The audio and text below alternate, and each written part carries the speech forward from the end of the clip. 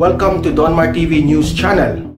Mga kaibigan ko, kayong maniwala niyan, 10 billion mawala. That is the work of,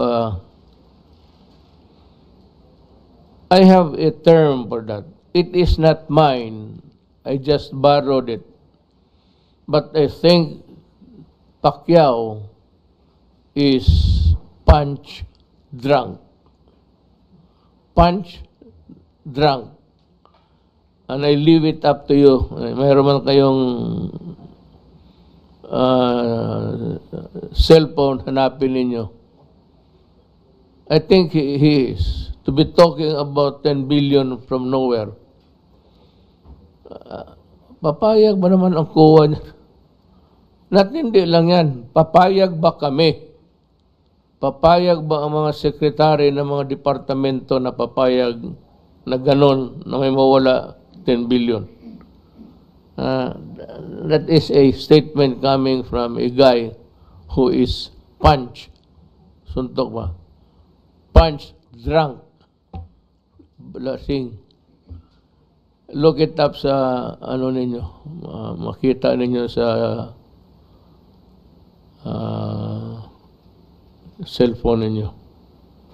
Diyan sa internet yan eh. My stand is I am against really the candidacy of my daughter. I want her spared from the vagaries of politics dito sa Pilipinas. Lalo na itong mga personalities around in the likes of Trillanes, si De Lima. Walang ginawa kung hindi mag-atake ng kapwa-tao nila. So, I would rather that ibigay ang gobyerno sa kanila, let them win. I wish them luck, and even wish them win kung manalo sila para kanila na itong gobyerno at gawin nila ang gusto nilang gawin. Ako ay masasaktan ako pag siyempre anak ko. Itong bastos, itong bunganga ni Trillanes. Ewan ko kung saan niya nakuha yung katangian na yan. Pati itong si De Lima.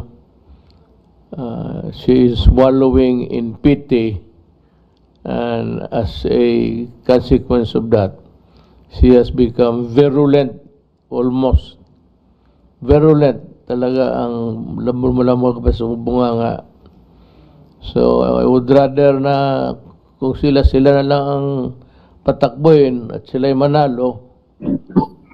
Nagdadasal ako niyan at makita nila kung paano nila patakbuhin ang gobyerno, gaano ka hirap, tapos after all yung pagod mo, walang katapusan ang batikos, because they can never be satisfied.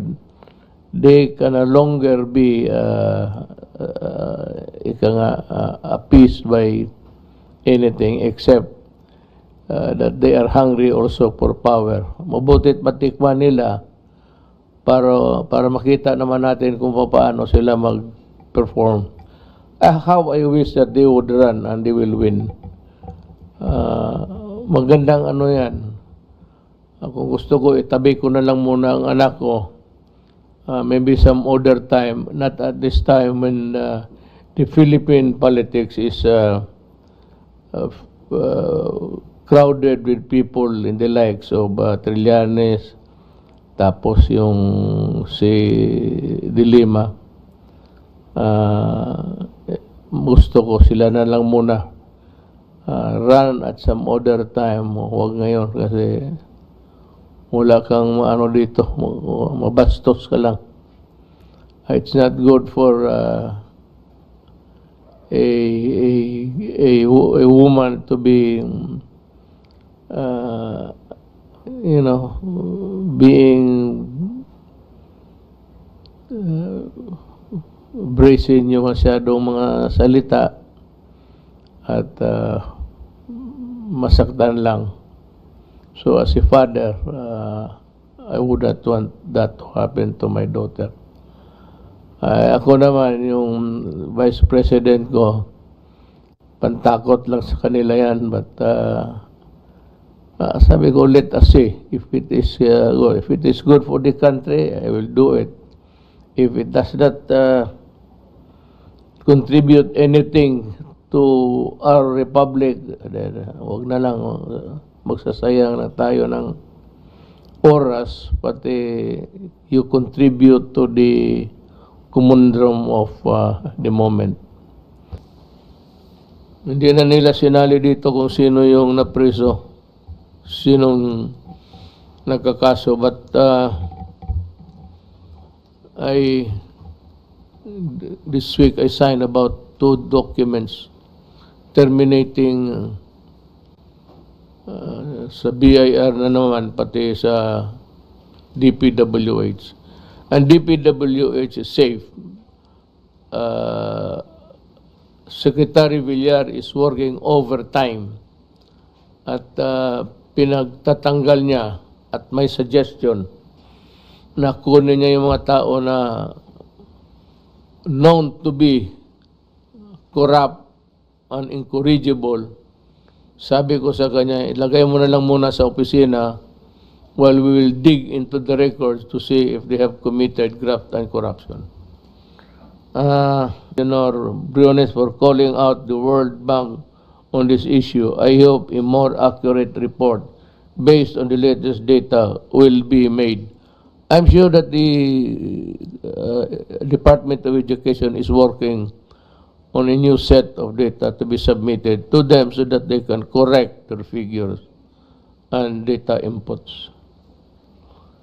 On that note, and for the sake of the transparency and policy direction, we would like to know the latest assessment metrics of student performance and achievement, as well as the latest national data and figures in terms of learning outcomes, especially during the pandemic, so we can identify which gaps need to be addressed.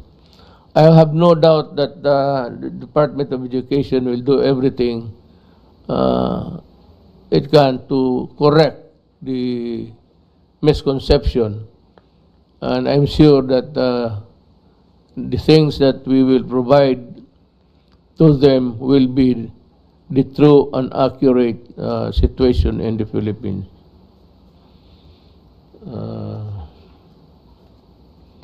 Wala naman siguro, sandali ha.